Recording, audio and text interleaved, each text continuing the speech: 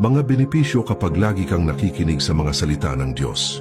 Una, lumalalim ang relasyon mo sa Diyos.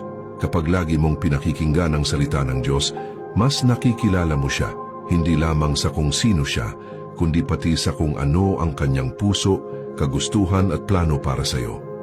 Ang pakikinig sa salita ay parang pakikipag-usap sa isang kaibigan. Mas madalas mong gawin, mas lumalapit ang loob mo sa kanya. Sa pamamagitan nito, nagkakaroon ka ng mas personal at mas matibay na relasyon sa Diyos.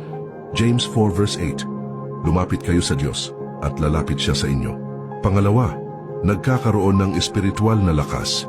Ang buhay ay puno ng pagsubok at kung minsan nauubos ang lakas natin, pisikal, emosyonal at espiritual. Ngunit kapag lagi mong pinakikinggan ang salita ng Diyos, tumatatag ang loob mo dahil ang kanyang mga pangako ang nagpapatibay sa iyong pananampalataya.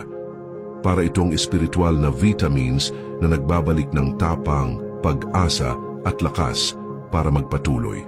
Matthew 4 verse 4. Ang tao'y hindi mabubuhay sa tinapay lamang kundi sa bawat salitang nagmumula sa bibig ng Diyos.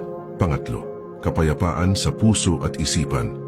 Sa mundong puno ng pag-aalala, kaba at problema, napakadaling mawalan ng kapayapaan. Ngunit ang salita ng Diyos ay nagbibigay liwanag at paalala na kontrolado niya ang lahat ng bagay. Ito ang nagpapaluwag sa puso, nagpapatigil sa takot, at nagbibigay ng kapayapaang hindi kayang ibigay ng sanlibutan. Psalm 119 verse 130. Ang mga salita mo'y nagbibigay liwanag at pangunawa. Pang-apat, pagbabago ng pag-uugali at pag-iisip. Kung ano ang madalas mong pinakikinggan at pinapapasok sa isipan mo ay siyang humuhubog sa iyong ugali. Kapag ang salita ng Diyos ang lagi mong naririnig, unti-unti nitong binabago ang iyong pag-iisip, pananaw at kilos. Ang dating asal na hindi nakalulugod sa Diyos ay napapalitan ng ugaling mas mahinahon, mas mapagmahal at mas makadiyos. Romans 12 verse 2. Huwag kayong umayon sa takbo ng mundong ito. Sa halip, magbago kayo sa pamamagitan ng pagbabago ng inyong isip. Panglima, pag-iwas sa kasalanan.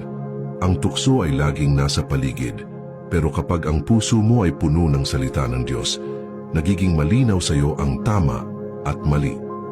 Nagkakaroon ka ng lakas na umiwas sa mga bagay na hindi ka lugod-lugod sa Kanya.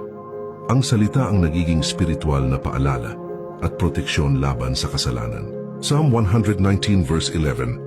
Iningatan ko ang salita mo sa aking puso upang hindi ako magkasala laban sa iyo. Pang-anim, pagkakaroon ng tamang pananaw sa buhay. Marami tayong hindi